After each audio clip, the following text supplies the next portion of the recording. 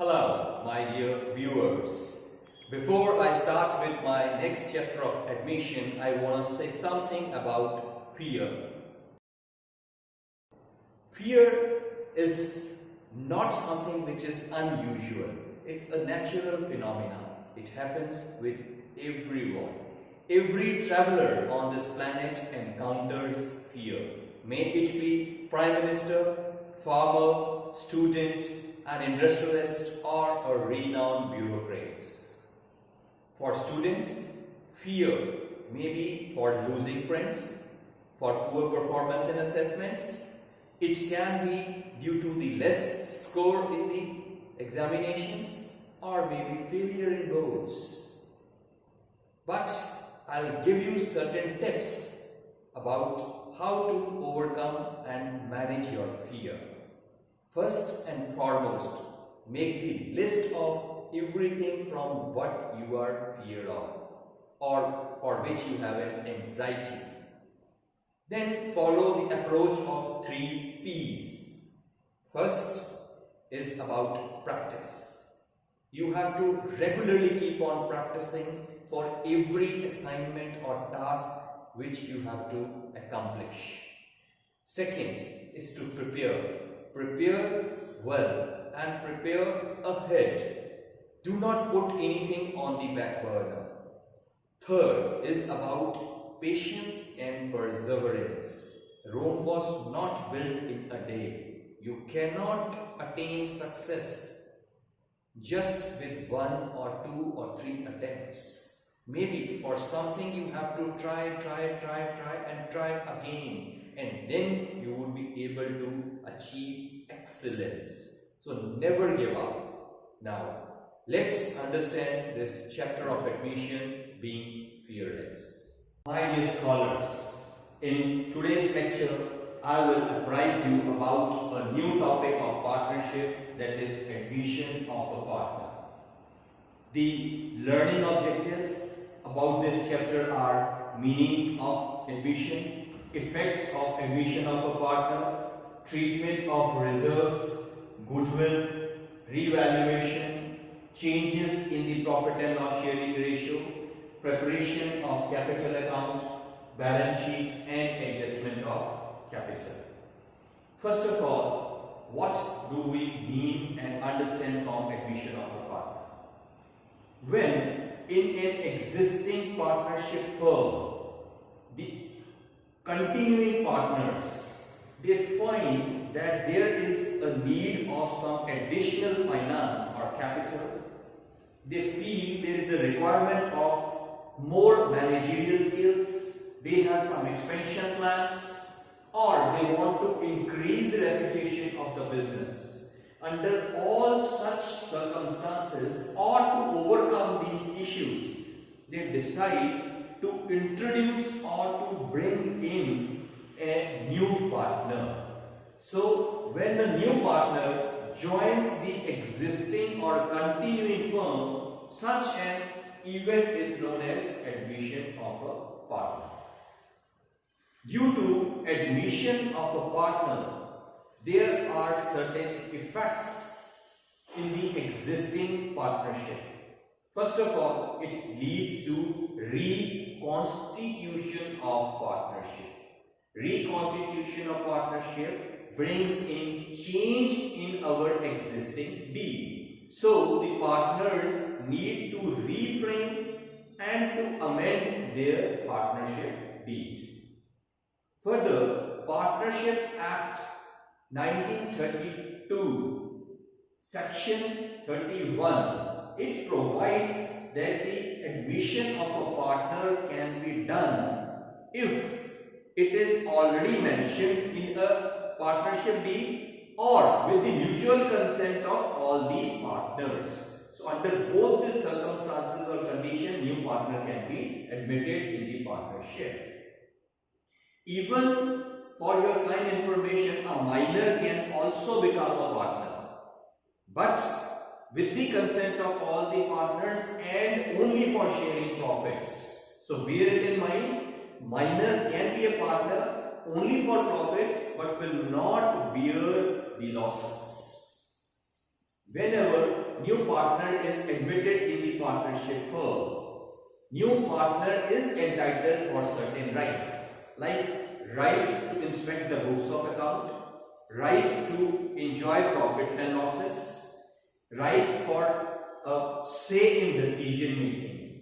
These all rights are allowed or granted to a partner. Moreover, the new or incoming partner is not responsible for the previous losses, liabilities or the benefits of the firm, but he is entitled and responsible for all the future profits, losses, liabilities which the business will suffer or have due to his partnership. Let us understand how the reserves to be treated. For treatment of reserves, first we need to understand the meaning of reserves. Undistributed part of profits which are kept for unforeseen situations or to meet some future liabilities is termed as reserve. At the time of admission of a partner, the accumulated reserves which may appear on the liability side of the balance sheet or on the asset side of the balance sheet, such reserves need to be distributed among the existing or old partners in their old ratio in their capital or current account, so that the incoming partner, that is new partner, should not stand at any advantage or disadvantage out of previous reserves. Reserves are broadly categorized under two categories. One is general reserves, which are free reserves like reserve fund. Second is specific reserves, which are maintained for some special purpose like workmen compensation fund, investment fluctuation fund, reserve revaluation reserve fund. Now understand the treatment. If the reserves appear on the liability side of the balance sheet, it may be available with the name of reserve fund, general reserve, profit and loss, workmen compensation fund or investment fluctuation fund. So with regard to general reserve or profit and loss, these reserves, since we are distributing, therefore these reserves will be debited, क्योंकि reserves liability है और जब liability side पे से reserves हम finish कर रहे हैं, transfer कर रहे हैं, so they need to be debited. General reserve or the profit and loss or any specific reserve will be debited to old partners in their capital account or current account. Remember, the old ratio will be used to distribute these reserves, and once these reserves are distributed, then these items will not appear in revised balance sheet, that is new balance sheet after admission of a partner. On the other hand, in case reserves appear on the asset side of the balance sheet, these are generally or most of the time P&L debit, that is loss of previous year. Under such circumstances, old partner's capital or current account will be debited and the profit and loss which appears on the asset side is credited. Remember, ratio is always old ratio. So under both the circumstances, we have to use old ratio to distribute the reserves either on asset side or on liability side. And once this item is transferred to the partner's capital or current account, फिर ये item new balance sheet में नहीं आएंगी. Then next is treatment of deferred revenue expenditure. Deferred revenue expenditure, first understand the meaning of the term deferred revenue expenditure. These are those expenditures which are revenue in nature, but there is a huge amount involved in it, and these items are shown on the asset side of the balance sheet due to the major amount involved in it, and its benefit accrues to us for some future number of years.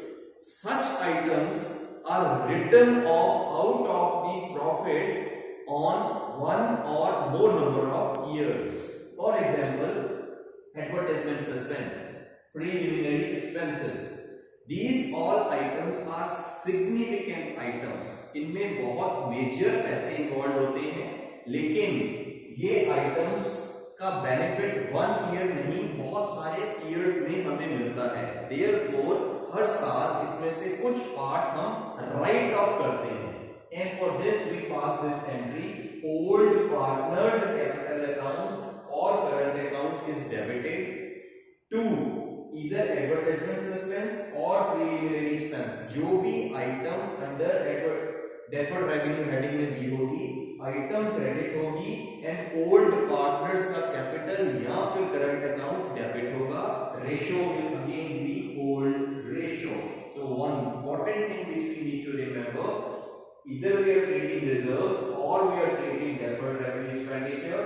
Number one, it is only distributed or transferred to old partners capital account. Second important thing is about ratio. Ratio will be used old